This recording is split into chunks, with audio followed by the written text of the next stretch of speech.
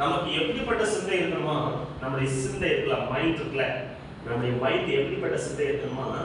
பிலிப்பியர்ல சரி 1:5 அதிகாரம் 1 வசனத்துல முதிர் வயதுள்ளவனை கடிந்து கொள்ளாமல் முதிர் வயதுள்ளவனை கடிந்து கொள்ளாமலும் பாலிய புருஷரை சகோதரரை போலவும் முதிர் வயதுள்ள ஸ்திரீகளை தாய்களைப் போலவும் பாலிய ஸ்திரீகளை எல்லா கற்புடன் சகோதரிகளை போல பாவித்து. அப்போ முதிர் வயதுள்ள ஆன தாயா நினைக்கணும், தகப்பனா நினைக்கணும். முதிர் வயதுள்ள பெண்களை தாயா நினைக்கணும். முதிர் வயதுள்ள சகோதரர், முதிர் வயதுள்ள பாலிய வயதுள்ள, அதாவது வாலிப வயதுள்ள ஆண்களை சகோதரர்களா நினைக்கணும். வாலிப பெண்களை அதுல கூட பாருங்க எல்லா கற்புடன். அந்த இந்த ஒரு இடத்துல மாத்திரம் ஒரு ஸ்ட்ரெஸ் பண்ணி பைபிள் சொல்லுது, எல்லா கற்புடன் சகோதரிகளை போல பாவித்தேன்னு செய்யும். அப்போ சரியான சிந்தை என்னன்னா, தாயா நினைக்கிறது, சகோதரியா நினைக்கிறது, தகப்பனா நினைக்கிறது, சகோதரனா நினைக்கிறது தான் சரியான சிந்தை. அப்போ கேடான சிந்தை எல்லாவற்றையுமே வேற மாதிரி தான் நினைக்கும். கேடான சிந்தை எல்லாவற்றையும் என்ன நினைக்கும்? தாயா பார்க்காது, தகப்பனை பார்க்காது. அதுக்கு சின்ன குழந்தைன்னா என்னன்னு தெரியாது, அதுக்கு பிறந்த குழந்தைன்னா என்னன்னு தெரியாது. இது எல்லாமே ஒழுக்கக்கேடாகவே நினைக்கும், ஒழுக்கக்கேடாகவே நினைக்கும். இப்படிப்பட்ட பாவம் செய்தவர்கள் வாழ்ந்த இடம் தான் சோதோம் கொமோரா அப்படின்னு பட்டணம். இந்த பட்டணத்து மக்கள் அவங்க வீட்டுக்கு ஒருத்தர் வர்றாங்க, அவர்களை என்ன பண்றாங்க? மிஸ்யூஸ் பண்றதுக்கு அவங்க என்ன செய்யறாங்க? அழைக்கிறத பார்க்கணும். அப்போ இந்த இந்த மக்கள் எப்படிப்பட்டவங்களா இருந்தாங்கன்னா 2 பேதுரு 2 அதிகாரம் 6-7ல காம விகாரம். விகாரம்னா என்ன? விகாரம்னா என்ன பாருங்க. 2 பேதுரு 2:6-7 படிக்கணும். சோதோம் கொமோரா என்னும் பட்டணங்களையும் சாம்பலாக்கி கவிழ்த்து போட்டு ஆக்கினைக்குள்ளாக தீர்த்து பிற்காலத்திலே அபபக்தியாய் நடப்பவர்களுக்கு அவர்களை திருஷ்டாந்தமாக வைத்து அக்கிரமக்காரருக்குள் வாசமாய் இருக்கையில் அவர்களுடைய காம விகார நடக்கை, அதாவது மனிதனுக்கு இருக்கிற உணர்வுகளை ஒழுங்குபடுத்துறதுக்கு திருமணம் அப்படிங்கிற ஒரு குடும்ப கட்டமைப்பு ஆண்டவர் என்ன செஞ்சிருக்கிறார், வச்சிருக்கிறார். அந்த உணர்வுகள் அந்த குடும்பத்துக்குள்ளதான் அது என்ன செய்யணும்? நடத்தப்படணும். குடும்பத்துக்கு வெளியே அது நடத்தப்பட்டா அதுக்கு பேரு விகாரம். அதுக்கு பேர் என்னது? விகாரம். அப்போ இந்த மக்கள் இந்த சோதோம் கொமோரா மக்கள் இந்த மாதிரியான எல்லா மிருகத்தோட, ஆணோட ஆணு, பெண்ணோட பெண்ணு, அடுத்து தங்களையே தவறாக நடத்தி, அடுத்து இழிவான இச்சை ரோகத்துக்கு உட்பட்டு கேடான சிந்தை நிறைந்தவர்களாக இருந்ததுனால தான் கர்த்தர் அந்த பட்டணத்தை அழிச்சார், சாம்பலாக்கினார் அடிக்கூட. அப்போ காம விகாரம். அப்போ இப்படிப்பட்ட வாழ்ந்த மக்கள் இருந்த இடத்துக்கு எங்க போறாரு? ஆதியாகமம் 13:12. ஆதியாகமம் 13:12ல என்ன பண்றதுன்னா, லோத்து அந்த அது பக்கத்துல போய் கூடாரம் போட்டாரு. எங்க போட்டாரு? கூடாரம். அசிங்க கானான் தேசத்திலே குடியிருந்தார். லோத்து அந்த யோர்தானுக்கு அருகான சமபூமியுள்ள பட்டணங்களில் வாசம் பண்ணி சோதோமுக்கு நேரே கூடாரம். எங்க போட்டாருங்க? முதல்ல எடுக்கிறதுன்னு சோதோமுக்கு என்ன செய்யல, போகல. நாங்க என்ன பண்றாரு? அருகில அதுக்குள்ள என்ன செய்யற கூடாது. நான் பைபிள் சங்கீதம் உள்ளது, துன்மார்க்கருடைய ஆலோசனை இடமாகவும் பாவங்களின் வழி இல்லாமலும் முதல்ல நடப்பாங்க, அடுத்து என்ன செய்வாங்க? நிற்பாங்க, அடுத்து என்ன செய்வாங்க? உட்காருவாங்க. அப்போ பாவம் இப்படிதான் நடக்கும். டைரக்டா ஒரே நல்ல பாவம் செஞ்சுறாரு, நடந்துறாரு. கிராஜுவலா ஸ்லோ பை ஸ்லோவா கப்பல்ல ஓட்டம் வர மாதிரி சின்ன ஓட்டம் வரும்.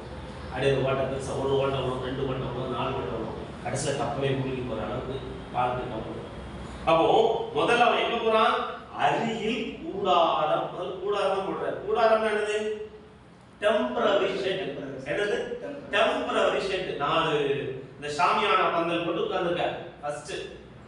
அடுத்து பாருங்க, நிரந்தரமா குடியேறிறாரு. ஆதியாகமம் 14:22 படிங்க. ஆதியாகமம் 14:22ல ஆபிராமின் சகோதரனுடைய குமாரனாகிய லோத்து சோதோமிலே குடியிருந்தான்.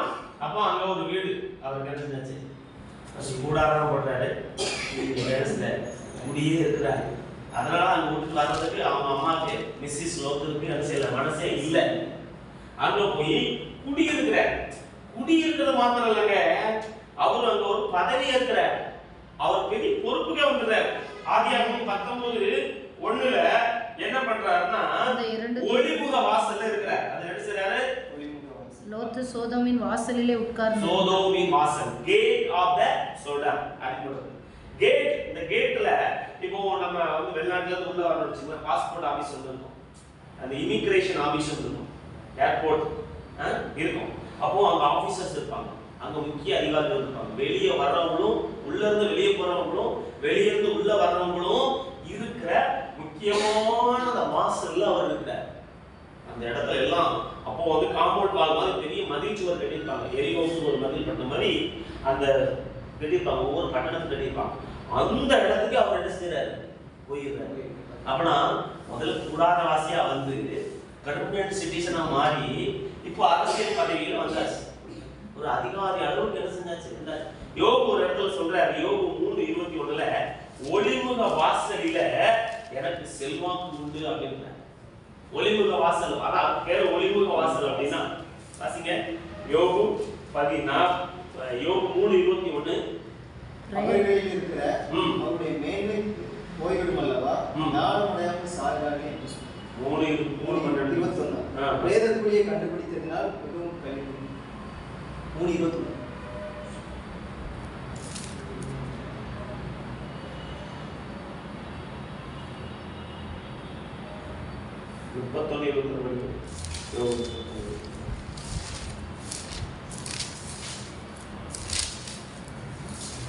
ஒளிமுக வாசலில் எனக்கு செல்வாக்கு உண்டென்று நான் கண்டு திக்கற்றவனுக்கு விரோதமாய் என் கையை நீட்டினது.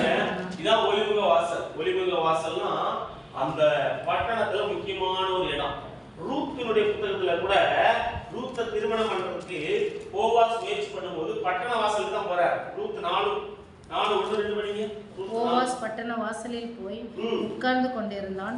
அப்பொழுது போவாஸ் சொல்லி இருந்த அந்த சுதந்திரவாளி அந்த வழியே வந்தான். அவனை நோக்கி ஓய் என்று பேர் சொல்லி கூப்பிட்டு இங்கே வந்து சற்று உட்காரும் என்றான். பாருங்க, அங்க பட்டணத்துல வாசல்ல ஒரு ஒளிமுக வாசல், பட்டண வாசல் அப்படின்னு சொல்லுவாங்க. அந்த இடத்துல இருக்க மூப்பர்களை கூப்பிட்டு தான் அங்க வந்து பதிவுலாம் பண்ணி ரிஜிஸ்ட்ரேஷன் பண்ணி ரூட் திருமணம் பண்றாங்க. அப்ப என்னன்னா இந்த ஒளிமுக வாசல், அந்த பட்டணத்து வாசல்ங்கிறது ஒரு பதவி நிறைஞ்ச ஒரு செல்வாக்கு நிறைஞ்ச ஒரு பகுதி. அவங்க தான் நீதி சொல்ற இடம். அந்த காலத்துலலாம் ஒரு ஆலமரத்துக்கு அடியில உட்கார்ந்து பஞ்சாயத்து கூடும். இந்த பஞ்சாயத்து தலைவர்கள் அங்க இருந்து என்ன பண்ணுவாங்க? நீதி பரிபாலனை பண்ணுவாங்க. அந்த மாதிரி ஒரு செல்வாக்குக்கு யார் போயிட்டா? லோத்து போயிட்டார். அப்போ இவருக்கு ஆடு மாடு எல்லா செல்வாக்குகளும் இவருக்கு அதிகமா இருக்கு. அங்கே பெருநலா அவர் போனதுனால அங்க சொல்லப்பட்டிருக்கிறது ஆதியாகமம் 19:26 ஆண்டவர் இந்த பட்டணத்தை அழிக்கணும்னு சொல்லும் போது லோத்துவினுடைய மனைவி வெளியேறதுக்கு மனசு இல்லை. ஏன் மனசு இல்லை? இங்க ஒரு நல்ல மதிப்போட அவங்க வாழ்றாங்க, பதவியோட போறாங்க. அதை விட்டுட்டு வர மனசு இல்ல. ஆதியாகமம் 19:14 மருமக்கள்மார், லோத்துவினுடைய மருமக்கள்மார் என்ன பண்றாங்க? அவர்களும் வெளியேற மறுக்கிறார்கள். இந்த பட்டணம் வந்து மகா கொடிய பாவம் நிறைஞ்சது. கர்த்தருடைய பார்வையில இந்த கூக்குரல் வந்து, இந்த பட்டணத்தின் கூக்குரல் வந்து கர்த்தருடைய சமூகத்தை எட்டிருச்சு. ஆக இந்த பட்டணத்தை அழிக்கணும் அப்படிங்கிற ஆண்டவர் இருக்கிற இடத்துல யார் இருக்கிறாங்க? லோத்து இருக்கிறாரு. ஆண்டவர் விரும்பாத இடத்துல லோத்து இருக்கிறாரு. தேவன் விரும்பாத பாவம், கேடுகள், ஒழுக்க கேடுகள், ஒழுங்கீனங்கள் நிறைந்த ஒரு இடத்துல இருக்கிறார். ஒழுங்கீனமான ஒரு இடத்துல அவர் இருக்கிறத பார்க்கிறோம். ஆதியாகமம் 2 பேதுரு 2:6-7 2 பேதுரு 2:6-7 படிங்க. 2 பேதுரு 2:6-7 சாம்பலாக்கி கவிழ்ந்து போட்டு ஆக்கினைக்குள்ளாக தீர்த்து பிற்காலத்திலே அவபக்தியாய் நடப்பவர்களுக்கு அவைகளை திருஷ்டாந்தமாக வைத்து அக்கிரமக்காரருக்குள் வாசமாய் இருக்கையில் அவருடைய காம விகார நடக்கையால் வருத்தப்பட்டு நாள்தோறும் அவருடைய அக்கிரம கிரியைகளை கண்டு கேட்டு நீதி உள்ள தன்னுடைய இருதயத்தில் பாதிக்கப்பட்ட, பாருங்க, நாள்தோறும் பாதிக்கப்படுறாரு. இவரு நிறைய காரியத்தை பார்க்கிறாரு, நிறைய காரியத்தை செய்யறாரு, கேட்கிறாரு. இவர் பார்க்கிறாரு கேட்கிறாரு, இவர் பார்க்கிறாரு கேட்கிறாருன்னு இவருடைய பிள்ளைகளும் பார்க்கிறாங்க கேட்கிறாங்க. என்னது இந்த மாதிரியான காரியம்? ஓரின சேர்க்கை, சுய புணர்ச்சி, மிருக புணர்ச்சி, இழிவான இச்சையரோகம், இந்த கேடான சிந்தை, இந்த மாதிரியான காம விகார நடக்கை, இதெல்லாம் அங்க பார்க்கிறாங்க கேட்கிறாங்க. தினந்தோறும் பார்க்கிறாங்க. இப்படி ஒரு ஒழுக்கம் இல்லாத ஒரு காரியங்களை நடக்கிறத பார்க்கிறாங்க. இதை பார்த்துட்டு கேட்டுட்டு பிள்ளைகள் அதை பின்பற்றிட்டாங்க. பிள்ளைகள் என்ன பண்ணிட்டாங்க?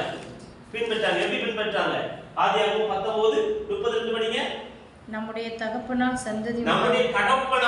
சந்ததி உண்டாகும்படிக்கு அவருக்கு மது கொடுக்கிறாங்க. இவங்க என்ன பண்றாங்க? அந்த பட்டணத்தோட வெளியே வந்தாச்சு. இப்ப என்ன பண்றாங்க?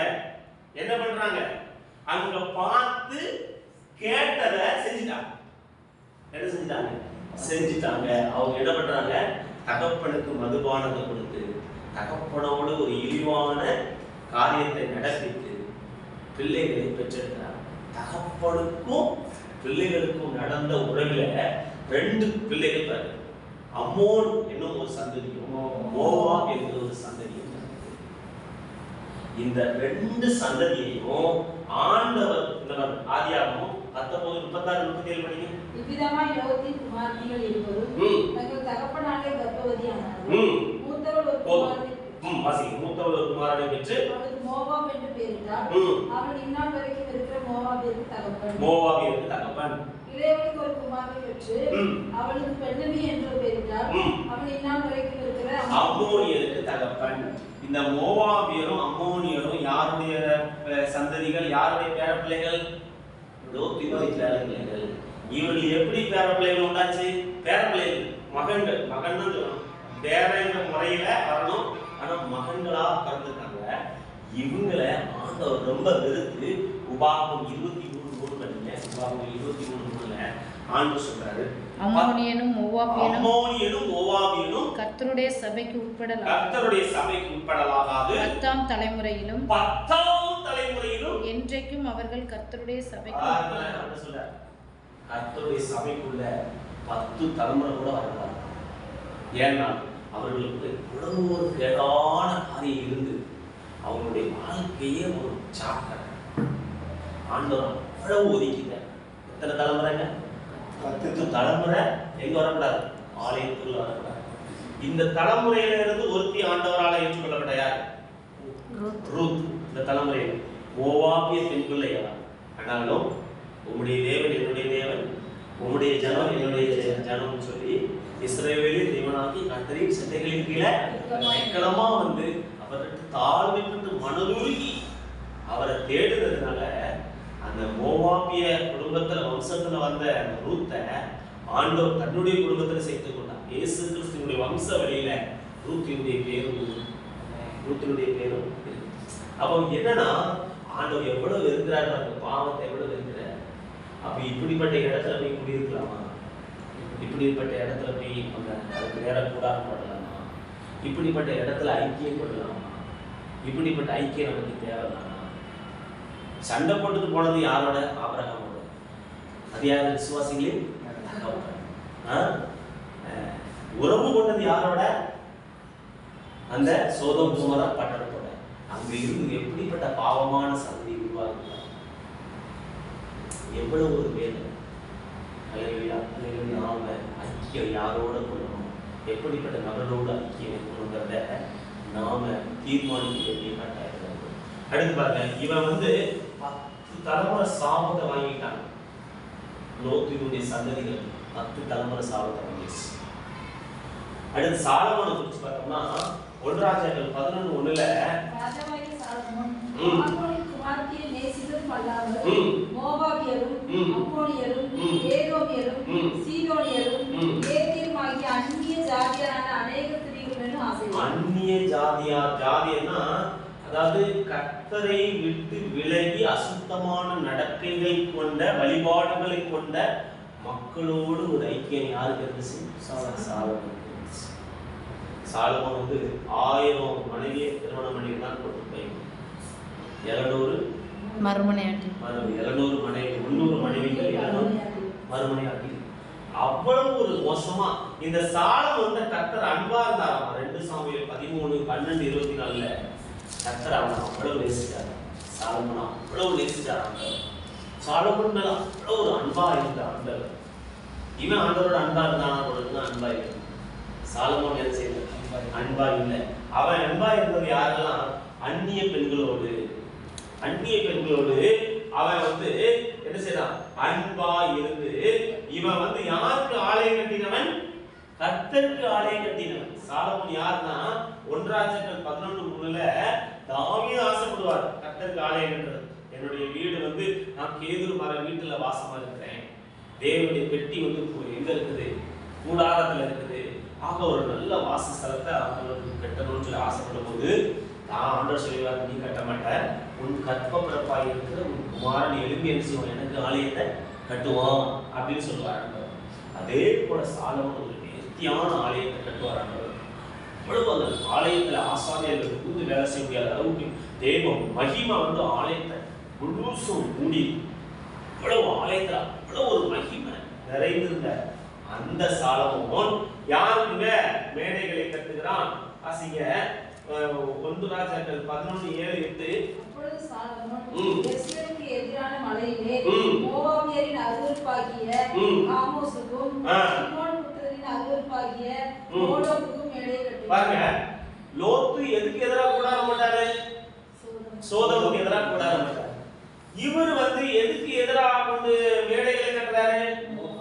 மோவாபிய அருவருப்புக்கும் அம்மோனிய அருவருப்புகளும். இந்த மோவாபியரும் அம்மோனியன் யாரு? லோத்தினுடைய பிள்ளை. அந்த மோவாபிய அம்மோனிய அந்த தெய்வங்களை கர்த்தர் அருவருப்புன்னு சொல்றார். கர்த்தர் அருவருப்புன்னு சொல்றார். ஏன் அருவருப்புன்னு சொல்றாருன்னா, அந்த தெய்வ வழிபாட்டுல இதெல்லாம் அங்கீகரிக்கப்பட்டிருந்துச்சு. எதெல்லாம் அங்கீகரிக்கப்பட்டிருந்துச்சு? மிருக புணர்ச்சி, ஓரினை சேர்க்கை, சுய புணர்ச்சி, இழிவான இச்சைகளம், ஒழுக்க கேடுகளுக்கெல்லாம் ஒரு தெய்வம். ஒழுக்க கேடுகளுக்கெல்லாம் ஒரு தெய்வம். அதனாலதான் கர்த்தர் சொல்றாரு அது அருவருப்பு. அது என்னது? அருவருப்பு. நம்ம இந்தியாவில் கூட தேவதாசி சிஸ்டம் ஒரு இருந்துச்சு. என்ன சிஸ்டம்? தேவதாசி சிஸ்டம். ஒரு மூத்த பெண் குழந்தை இருந்துச்சுன்னா ஒரு தெய்வத்துக்கு அந்த கோயிலுமே அது இருக்கும். அந்த கோயில வருவோரும் போவோரும் அந்த பெண்ணோட அந்த பிள்ளைகளோட என்ன செய்வாங்க? தவறா நடப்பாங்க. அதனாலதான் அந்த பிள்ளைகளுக்கு பேர் தேவர் அடியார். என்னது? தேவர். அந்த தெய்வத்துக்கு அடியார், தெய்வத்துக்கு வேலை செய்யறவங்க. அததான் கெட்ட வார்த்தையா நம்ம நினைச்சுறாங்க, பேசுறாங்க, கெட்ட வார்த்தையை பேசுறாங்க. தேவர் அடியார், தேவதாசி. அந்த தெய்வத்துக்கு அடியாளா அந்த பிள்ளை கொடுத்தாங்க.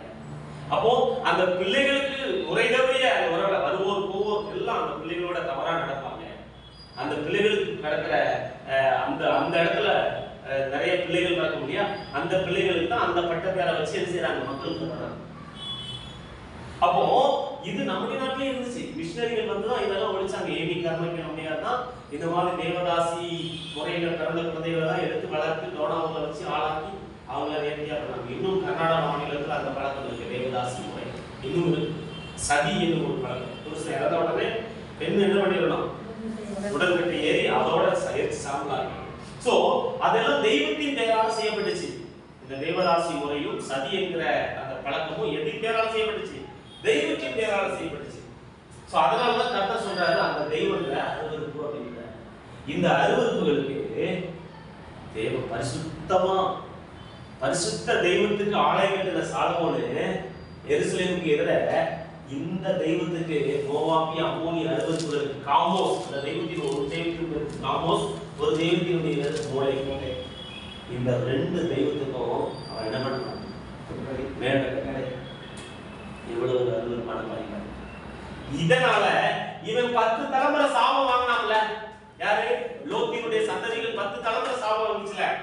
இதனால சாலமோன் 10 தலைமுறை இழந்தார், 10 கோத்திரத்தை இழந்தார். சாலமோனுடைய காலத்துக்கு பிறகு வசனம் சொல்லுது, ஆண்டவர் 1 ராஜாக்கள் 11:15 1 ராஜாக்கள் 11:15 12 பங்கு ஆனாலும் ராஜ்யபாரத்தை அவன் குமாரன் கையில் இருந்து எடுத்து அதிலே 10 கோத்திரங்களை உனக்கு தருவேன். இத புடிங்கிதான் அர்த்தம் கொடுக்குறேன். அப்போ நீங்க தகாத ஐக்கியம் இருந்துச்சுன்னா தகாத எல்லைகளில் நீங்க வாசமா இருப்பீங்கன்னா, தகாத எல்லைகளுக்கு நீங்க வழிபடம் கட்டுவீங்கன்னா, தகாத எல்லைகளோடு கூட அதெல்லாம் பண்ணுறது அந்நிய பெண்களோட ஆசை வைத்தான். முதல்ல ஆசை தான் வைப்பான், முதல்ல ஆசை தான் வைப்பான். அடுத்து அவர்களோட ஐக்கியமா இருந்தான் இருக்கும். 1 ராஜாக்கள் 11:1ல ஆசை வைத்தான் இருக்கும், 11:3ல ஐக்கியமா இருந்தான் இருக்கும். இங்க வந்து முதல்ல அருகில கூடாரம் போட்டாருன்னு இருக்கும், அடுத்து அங்க நிரந்தரமாவே குடியேறிட்டாரு அப்படின்னு அர்த்தம். ஃபர்ஸ்ட் இதுதான் ஆரம்பம், இதுதான் ஆரம்பம். ஃபர்ஸ்ட் என்ன செய்யணும்? ஆசை வைத்தான், ஐக்கியமாக இருந்தான், கடைசியில விலகி போனான். சாலமோன் ரொம்ப விலகி போயிட்டான், தவறான ஐக்கியத்தால் அவருடைய இருதயம் 1 ராஜாக்கள் 11:5 சொல்லுது, அவருடைய இருதயம் அவருடைய தேவனாகிய கர்த்தரோடு உத்தமமா இருக்கல. என்ன பண்ணுறீங்க? கர்த்தரோட என்ன செய்யல? உத்தமமா இருக்கல. கர்த்தர் 2 முறை தரிசனமாகி இப்படி செய்ய வேண்டாம்னு சொன்னா கூட அவன் கர்த்தருக்கு தன்னுடைய இருதயத்தை செவி கொடுக்காம தன்னுடைய உதவியை காட்டினான். கர்த்தரை இருந்தான், 10 கோத்திரங்களை இழந்தான். ஆனா இந்த தாவீதை குறித்து சொல்லுது பாருங்களேன், 1 சாமுவேல் 15:28 தாவீதை குறித்து படிக்கிற அவன் உத்தமன். தாவீது எப்படிப்பட்டவனா? கர்த்தரோட உத்தமனா இருந்தான். அவனுடைய இருதயம் எப்படி இருந்துச்சாமா? உத்தமமாய். வாசிங்க 1 சாமுவேல் 15:28. அப்பொழுது சாமுவேல் அவனை நோக்கி, கர்த்தர் இன்று உம்மிடத்தில் இருந்த இஸ்ரவேலின் ராஜ்யத்தை கிழித்து போட்டு உம்மை பார்க்கிலும் உத்தமனாய் இருந்த உமது தோழனுக்கு அதை கொடுத்தார். உத்தமமா இருந்தனால தான் தாவீதுக்கு ராஜ்யம் கிடைச்சிச்சு. எத்தனை சவுல்ல இருந்து ராஜ்யம் யாருக்கு கிடைச்சிச்சு? தாவீதுக்கு கிடைச்சிச்சு. இவன் உத்தமமா இல்லாததுனால தாவீதுக்காக ஒரு 2 கோத்திரத்தை பிச்சை போட்டுட்டு 10 கோத்திரத்தை பிடிங்கிட்டார். ஆமென், ஆமென். நீங்க எப்படி கர்த்தரோட ஐக்கியமா இருக்கிறத பொறுத்துதான் உங்களுடைய எல்லைகளில் கர்த்தரோட ஆசீர்வாதம் தங்கும். இல்ல அப்படின்னா அது கிழித்து போடப்படும், அது பிடுங்கி போடப்படும், அது எடுத்துக்கொண்டு போடப்படும். நீங்க ரெகொபெயாம் காரியத்தை படிச்சு பாத்தீங்கன்னா, ரெகொபெயாம் காலத்துல தாவீது சம்பாதிச்சது, சாலமோன் சம்பாதிச்சது, சவுல் சம்பாதிச்சது, தாவீது சம்பாதிச்சது, சாலமோன் சம்பாதிச்சது எல்லாமே சீசாக் என்கிற ஒரு ராஜா வந்து ஆலயத்தின் கதவுகளிலும் நிலைகளிலும் அரண்மனையில் இருக்கிற பொக்கிஷங்களையும் ஆலயத்தில் இருக்கிற பொக்கிஷங்களையும் எல்லாத்தையும் எடுத்துட்டு போயிடுவான். எல்லாத்தையும் எடுத்துட்டு போயிடுவான். அதுக்கு பதிலாக இவன் வெள்ளியால் ஆன தங்கத்துல இருக்கிறதெல்லாம் முடிக்கிட்டு போன பிறகு வெள்ளியில சில காரியத்தை செஞ்சிருப்பான். இப்ப நம்ம எல்லாம் நிறைய நகையெல்லாம் இழந்துட்டு வச்சுக்கலேன், கவனிக்கு போடுவோம் கம்பெனி. அது மாதிரி சாலமோனுடைய சந்ததிகள் 10 கோத்திரத்தை இருந்துச்சு, 10 கோத்திரத்தை இருந்துச்சு. இந்த 10 கோத்திரமும் அதுவும் அதுலயும் அந்த எல்லா ஆசீர்வாதங்களையும் ரெகொபெயாம் காலத்திலேயே போயிடுச்சு. அவ்வளவு ஆசீர்வாதம். சாலமோன் காலத்துல வெள்ளி ஒரு பொருளா எண்ணப்படல, அது காட்டத்தி மரங்களை போல அதிகமா இருந்துச்சு. கல்லு மாதிரி வெள்ளி சேர்த்து, கற்களை போல வெள்ளியை சேர்த்து வச்சிருந்தான் பண்றோம். ஆனா தகாத உறவுகளினாலே, தகாத ஐக்கியத்தினாலே, தகாத ஆசைகளினாலே, தகாத உறவு கேடுகளினாலே, ஒழுக்க கேடுகளினாலே பாருங்க 1000 மனைவி ஒழுக்க கேடு. எங்கு யாரெல்லாம் இந்த காரியத்தில் ஒழுக்க கேடா இருக்காங்களோ அவங்களுடைய எல்லைகளில் ஆசீர்வாதம் இருக்காங்க, அதை பிடுங்கி கொண்டு போவாங்க. தேவன் அவர் சொல்ற யோவான் 1:3 எங்களுடைய ஐக்கியம் பிதாவோடும் அவருடைய குமாரனாகிய இயேசு கிறிஸ்துவோடும். ஹல்லேலூயா, ஆமென். நாம அவரோடு கூட ஐக்கியப்படுத்தி யோத்துவா இருக்கட்டும், சாலமோனா இருக்கட்டும், 10 தலைமுறை சாபம், நீங்க 10 கோத்திரத்தை இழக்கிற, 10 கோத்திரத்தை என்ன செய்யல இழக்கிற. சிம்சோன் நியாயாதிபதிகள் 16:4 சிம்சோனுடைய ஐக்கியம் யாரோட இருந்துச்சு? சிம்சோன் எப்பவுமே ஒரு ஒழுங்கே, சிம்சோனுடைய வாழ்க்கையில ஒரு ஒழுங்கே இல்லாத ஒரு வாழ்க்கை சிம்சோன் வாழ்க்கையில பார்த்தோம். அவன் வந்து ஸ்திரீயோட சொல்லுவார், ஒரு பெலிஸ்திய குமாரத்தை கண்டேன், அவளை எனக்கு கொல்லணும் அப்படின்னார்.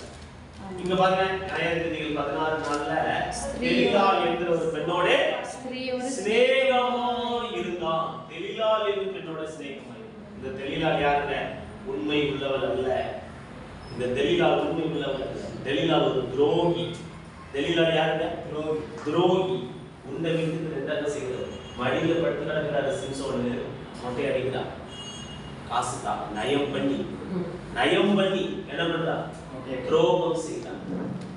சிம்சோன் வந்து நம்பி போய் அவருடைய மடியில படுத்து தோன்றார். சிம்சோனுடைய வாழ்க்கையை புரிஞ்சு யாரோட ஐக்கியம்? சிம்சோன் யாரோட ஐக்கியம்? துரோகியோட ஐக்கியம். நம்முடைய ஆண்டவர் பாருங்க, துரோகம் செய்யாதவரோடு ஐக்கியம் கொள்ளுங்க. நீங்க ஆண்டவரோடு ஐக்கியம் கொள்ளுங்க, ஒரு நாளும் உங்களுக்கு அவர் துரோகம் செய்யும். ஆமென். அல்லேலூயா. ஒரு நாளும் அவருடைய அன்பை பாருங்க. ஆதியாகமம் 3:8 பகலில் குளிர்ச்சியான வேளையில தோட்டத்தில் உலாவுகிற தேவனாகிய கர்த்தரை தேடி வர்ற அதாவே வானத்தையும் பூமியும் படைச்சாங்க, சேரக்கூடாத ஒளியில் வாசம் பண்ணிருக்காங்க, சகலத்தையும் நம்முடைய வார்த்தையால் உண்டு பண்ணினார், ஜீவ சுவாசத்தை கொடுத்த கர்த்தர் உலாவ விரும்புகிறார். என்ன செய்யறார்? உலாவ விரும்புகிறார். ஆனா ஆதாம் உலாவதுக்கு தயாராக, ஆதாம் என்ன செய்யறாரு? ஒளி கொடுக்கிறாங்க. ஆதாம் ஒளி கொடுக்கிறார். ஆதாமே எங்கே இருக்கிறார்? ஓசியா 11:8 பாருங்க, அவருடைய அன்பு எப்படி, ஆண்டவருடைய அன்பு துரோகம் செய்யாத அன்பை படிக்கலாம். ஓசியா 8 அவர் சொல்ற, எப்ராயிமே எப்படி எப்ராயிமே இஸ்ரவேலே நான் உன்னை எப்படி ஒப்புக் கொடுப்பேன், நான் உன்னை எப்படி அம்மாவை போலாக்குவேன், உன்னை எப்படி ஆண்டவருடைய இயேசுவாக பாருங்க, நான் உன்னை எப்படி அல்லேலூயா. ஆமென். ஆண்டவர் ஒரு நாள் கைவிட விரும்பாதவர். அவர் சொல்றீங்க, நான் எப்படிப்பா உன்னை எப்படிப்பா நான் உன்னை மறப்பேன். அடுத்து எரேமியா 31:20 ஆண்டவருடைய வார்த்தைகள், அன்புள்ள வார்த்தைகள், அதுல சொல்றது ரொம்ப ஆச்சரியமா இருக்கும். ஆண்டவருடைய அன்பு பார்க்கும்போது எப்ராயிம் எனக்கு அருமையான பிள்ளை அல்லவோ, அவன் எனக்கு பிரியமான பிள்ளை அல்லவோ, அவனுக்கு விரோதமாய் பேசினது முதல் அவனை நினைத்துக் கொண்டே இருக்கிறேன், ஆகையால் என் உள்ளம் கொதிக்கிறது, அவனுக்கு உருக்கமாய் இறங்குவேன் என்று கர்த்தர். நம்முடைய ஐக்கியம் எந்த நிலையில இருக்கிறவங்க தகாத ஐக்கியம், இந்த கொடிய பாவிகளோடு ஐக்கியம் கொள்ளக்கூடாது. அடுத்து அந்நிய யுகத்துல பிணைக்கப்பட்டு அந்த எல்லைகளில் ஐக்கியம் இருந்துச்சு அப்படின்னா நம்முடைய வாழ்க்கையை இழப்புகள் ஏராளமாக. ஆனா ஆண்டு சொல்ற, நான் உன்னை எப்படி கைவிடுவேன், நான் உன்னை எப்படி நான் உன்னை விட்டு விலகுவேன் அப்படின்னு சொன்னேன். நசரேயன்னா என்ன ஆகும்? 6:8 தேவனுக்கு பிரித்தெடுக்கப்பட்டவன் அர்த்தம். நசரேயன் அப்படின்னா அசிங்க, அவன் நசரேயனாய் இருக்கும் நாளெல்லாம் கர்த்தருக்கு பரிசுத்தமாய் இருப்பான். அவருடைய தளம் சரிக்கப்படக்கூடாது அப்படின்னு இதெல்லாம் எங்க இருக்குங்க? இப்போ இந்து மார்க்கத்துல இந்த ஒரு விரதம் இருந்தாங்கன்னா முடி வெட்ட மாட்டாங்க, தாடி சரிக்க மாட்டாங்க, காலில் செருப்பு போட மாட்டாங்க, அடுத்த வீட்டுல போய் சாப்பிட மாட்டாங்க, நான்வெஜ் சாப்பிட மாட்டாங்க. இதெல்லாம் எங்க இருக்கு? பைபிள்ல தான் இருக்கு. நசரேயனா முடி வெட்டக்கூடாது, சாராயம் குடிக்கக்கூடாது, செத்த வீட்டுக்கு போகக்கூடாது, சாவு வீட்டுக்கு நினைச்சக்கூடாது, போகக்கூடாது, அடுத்த வீட்டுல போய் நினைச்சக்கூடாது, சாப்பிடக்கூடாது. இதெல்லாம் எங்க இருக்கு? அப்படின்னா அவன் கர்த்தருக்குரியவன், அவன் கர்த்தரோடு ஐக்கியப்பட்டவன், கர்த்தரும் அவனுக்கு ஒரு உடன்படிக்கை இருக்கு. சிம்சோனுக்கும் கர்த்தருக்கும் ஒரு உடன்படிக்கை, 7 ஜடை, அதான் கர்த்தரோட உடன்படிக்கை. பிரித்தெடுக்கப்பட்டவன். ஆனா இவருடைய ஐக்கியம் எப்பவுமே எங்க இருந்துச்சுங்க? இது சிம்சோனுடைய ஐக்கியம் தெலீலாளோடு, பெலிஸ்திய பெண்களோடு ஏதோ ஒழுக்கு கேடே இருந்ததுனால கடைசியில் என்ன நினைச்சிருச்சு? அவன் வழியில படுத்துக்கிறதுக்கு நியாயாதிபதிகள் 16:19 முட்டை அவனை சிறுமைப்படுத்தி முட்டடிக்கிறார். அவனை சிறையாக்குறாங்க. அடுத்து நியாயாதிபதிகள் 16:21 மாவாட்ட வைக்கிறாங்க. மாவாட்டுறது அந்த காலத்துல அடிமைகள் செய்கிறாங்க, அதுவும் பெண்கள், அடிமை பெண்கள் செய்கிறாங்க மாவாட்டம். இப்ப கூட வேடிக்கையா சொல்லுவாங்க, ஹோட்டலுக்கு சாப்பிட விட்டு பணம் இல்லைன்னா மாவாட்டம் தான் செய்யணும். ஏன் சொல்றாங்க? அடிமைகள் செய்கிற மகா மட்டமான மிகவும் கூலி குறைவான வேலை. மாவாட்டம் மாத்திரமா அவனை ஒரு கோமாளி ஜோக்கரா மாத்தி அவனை வேடிக்கை காட்டும்படி கொண்டு வாங்கன்னு சொல்றாங்க நியாயாதிபதிகள் 16:20. அவன் ஐக்கியம் கர்த்தரோட அவன் ஐக்கியம் இருந்துச்சுன்னா, கர்த்தரோடு கூட ஒரு உறவுல கரெக்டா இருந்திருந்தானா அவனுடைய ஸ்டேட்டஸே இல்லை. அவனுக்கு பக்கத்துல யாரும் வர முடியாது, அவனை யாரும் கட்ட முடியாது, அவனை யாரும் மேற்கொள்ள முடியாது. அவ்வளவு பலம், அவ்வளவு மேல இருந்த அபிஷேகம் அவ்வளவு பெருசு, அவன் மேல இருந்த அழைப்பு அவ்வளவு பெருசு, அவன் மேல இருந்த கிருபை அவ்வளவு பெருசு. அவனை போல கலசாலி இது வரைக்கும் கறந்தது இல்லை, இனி கறக்க போறதும் இல்லைன்னு வசனம் சொல்லு. அவ்வளவு ஆற்றல் உள்ளவர். சாலமோனை போல ஞானி கறந்ததும் இல்லை, கறக்க போறதும் இல்லை. ஆனா அவருடைய ஆற்றல் எல்லாம் என்ன பண்றாரு? வீணா பண்றாரு. அவர் 3000 நீதிமொழிகளையும் 1000 பாட்டையும், சரி 3000 நீதிமொழிகள் 3000 நீதிமொழிகளையும் 1000 பாட்டு பாடணும். 1500 பாட்டா பாடினாராம். அவர் பாடி சொன்னா அவர் பாடி என்ன அவர் நீதிமொழிகள் சொல்லி அவருக்கு பிரயோஜனப்படலையே. ஏன்னா தகாத சேகம், தகாத ஐக்கியம், தகாத நபரோடு கூடா நட்பு கேடாய் முடியும்னு சொல்லுவாங்க. கூடா நட்பு கேடாய் முடியும். அப்போ நம்முடைய வாழ்க்கையில தேவனோட ஐக்கியம் இருக்கணும். ஒரு நாளும் துரோகம் செய்ய மாட்டாங்க. அதிகாலையில அவரோட ஐக்கியம் பண்ணணும். காலையில எழுந்து இத்தனை வாசப்படி இத்தனை கதவுகளே எடுத்திருக்கிற மனுஷன் அதிகாலையில எழுதுறது காலையிலே தேவனோட ஐக்கியம் பண்ணணும். அவரோட ஐக்கியம், எங்களுடைய ஐக்கியம் பிதாவோடும் அவருடைய குமாரனாகிய இயேசு கிறிஸ்துவோடும் அவரோட ஐக்கியம் பண்ணணும். இந்த ஐக்கியத்தை தவிர வேற எந்த எல்லையில நீங்க ஐக்கியப்பட்டாலும் உங்களுடைய எல்லைகளில நீங்க ஆசீர்வாதத்தை இழக்கிறீங்க. இவன் ஆவியின் வரத்தை இழக்கிறான், இவன் ஆசீர்வாதத்தை இழக்கிறான்.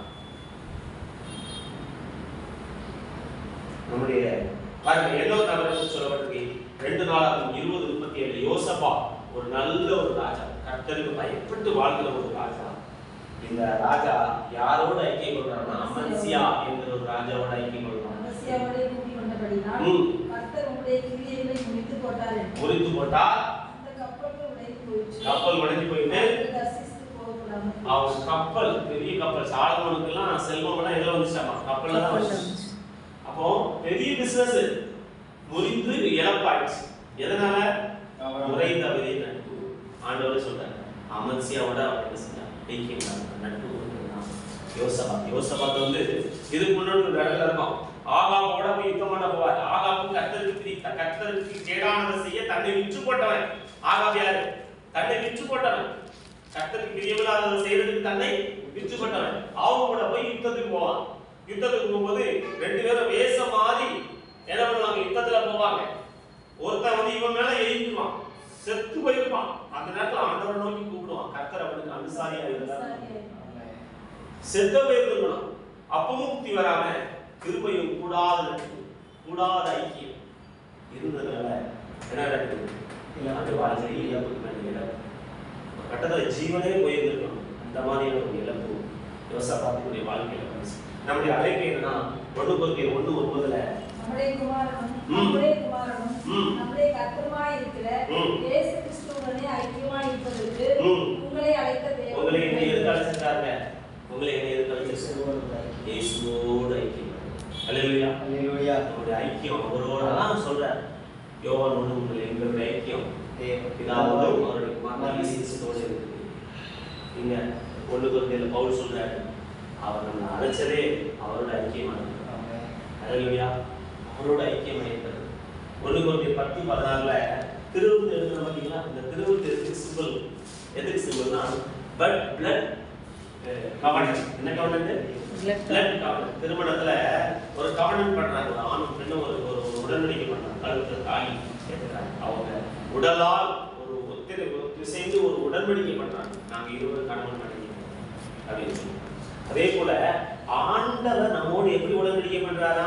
1:10-16 நாம் ஆசீர்வதிக்கிற ஆசீர்வாதத்தின் பாத்திரம் கிறிஸ்துவுடைய இரத்தத்தின் ஐக்கியமாய் இருக்கிறது அல்லவா?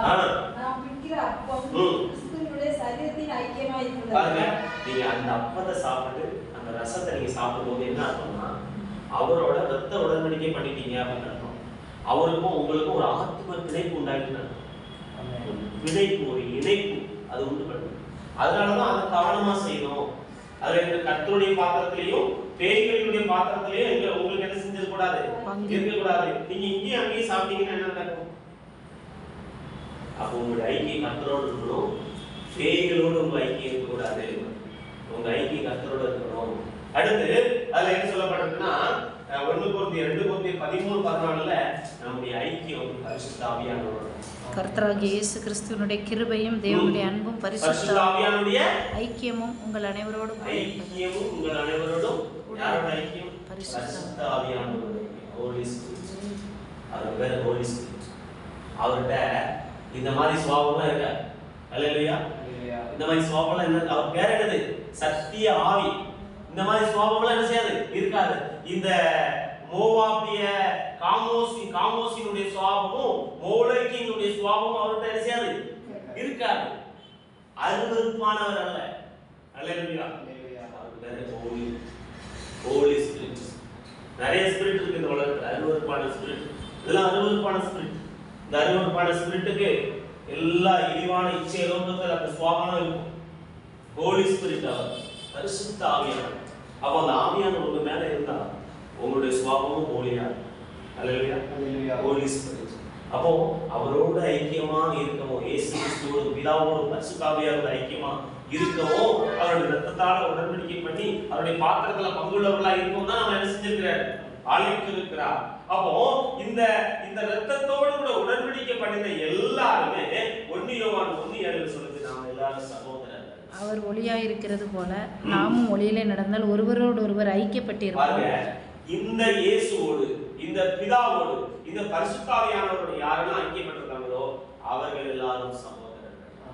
அவர்கள் எல்லாரும் சகோதரர்கள். அவர் சகோதரர்கள் என்ன அர்த்தம்னா சக உதிரம். என்னது? சக உதிரம். எல்லாம் ஒரே ரத்தம் அப்படின்னு அர்த்தம். ஒண்ணு ஐக்கியப்பட்டிருப்போம். இதுக்கு தான் கர்த்தர் அழைச்சிருக்காரு. இந்த மாதிரியான என்ன சொல்றது, முறை தவறிய, ஒழுக்கக்கேடான, காம விகாரமான, அசுத்தமான, இழிவான காரியங்கள் நம்முடைய வாழ்க்கையில வரக்கூடாது. அல்லேலூயா. நம்முடைய ஐக்கியம் கர்த்தரோட இருந்துச்சுன்னா அவருடைய சுபாவம் நமக்கு இருக்கு. அல்லேலூயா. நம்முடைய ஐக்கியம், இந்த முதல்ல சாலமோனுடைய ஐக்கியம் கர்த்தரோட இருந்துச்சு. பின்பு சாலமோனுடைய ஐக்கியம் அந்த காமோஸ் மோலோக்கோடு இருந்ததுனாலதான் அவருக்கு திருமண வாழ்க்கையில ஒழுக்கம் கெட்டு போச்சு. சாலமோனுடைய ஐக்கியம் யாரோட இருந்துச்சுங்க? மோலோக்கோடும் காமோஸோடும் இருந்துச்சு. அதனாலதான் அவருக்கு எதுலையுமே திருப்தி இல்லாம அவர் ஒழுக்கக்கேடு வாழ்க்கையை ஒழுக்கக்கேடு. உன்னத பாட்டு படிச்சு பார்த்தாலே எனக்கு ஒழுக்கக்கேடான காரியங்கள் தான் அவர் சொல்றாரு. அப்போ நம்ம எதுக்காக வாசிக்கிறாங்க? மார்க்கு 3ஆம் அதிகாரம் 13, 3ஆம் அதிகாரம் 14, 15 படிப்போம். அவர்கள் தம்மோடே இருக்கவும் பிரசங்கம் பண்ணும்படியாகவும் அவர்களை அனுப்பவும் வியாதிகளை குணமாக்கி பிசாசுகளை துரத்தும்படி அவர்கள் அதிகாரமுடையவராக இருக்கு. நீங்க ஆண்டவரோட இருந்தீங்கன்னா அதிகாரமுடையவராக இருக்கு. ஆமென். பிசாசோட இருந்தீங்கன்னா மாவாட்ட தான் இருக்கும். மொட்டை அடிச்சு என்ன பண்ணுவோம்? அடிமையாக்கி வேடிக்கை. ஆண்டவரோட இருந்தீங்கன்னா உங்க மேல எப்பவுமே அனாயிட்டிங் இருக்கும். உங்க மேல அதிகாரம் இருக்கும். ஆண்டவரோட ராஜாக்களா இருப்பாரு. ஆண்டவரோட ராஜாக்களும் ஆசாரியரும். ராஜாக்கள் என்னன்னா அரசாங்கத்துல உயரிய இடம் தான் ராஜா. ஆசாரியர்னா இந்த பூசை, இந்த உடம்பு, இந்த என்ன சொல்றது, பூஜை பண்றதுல முதல் இடம் யாருக்கு? ஆசாரியர், பூசாரி, தலைமை பூசாரி. அப்போ ஆவி மண்டலத்திலையும் இந்த உலக மண்டலத்திலையும் உயர்ந்த இடத்துல வைக்க விரும்புகிறவர் கர்த்தர் மாத்திரம். ஆமென். அல்லேலூயா. பிதாவுக்கு முன்பாக நம்மை ராஜாக்களும் ஆசாரியர்களும் ஆக்கியிருக்காரு. ஆனா பிசாசோட ஐக்கியப்பட்டவர்கள் எல்லாருமே எப்படிப்பட்ட எல்லையில கேவலப்பட்ட மாறி போயிடாங்க. அவ்வளவு டீக்ரேட் பண்ண முடியுமோ அவ்வளவு டீக்ரேட் பண்ணிடுவோம் பிசாசு. நீங்க ஆண்டவரோட ஐக்கியம் இருந்துச்சுன்னா, ஆவியானவரோட ஐக்கியம் இருந்துச்சுன்னா, இயேசுவோட ஐக்கியம் இருந்துச்சுன்னா, பிதாவோட ஐக்கியம் இருந்துச்சுன்னா உங்களுக்கு நோய் மேலேயும் அதிகாரம் இருக்கும், பேய் மேலேயும் அதிகாரம். ஆமென். அல்லேலூயா. ஆமென். ஆமென். ஆமென். அப்போ நம்ம ஆண்டவரை கேட்போமா? அவர் சொல்ற 1 யோவான் 1:3 படிப்போமா? 1 யோவான் 1:3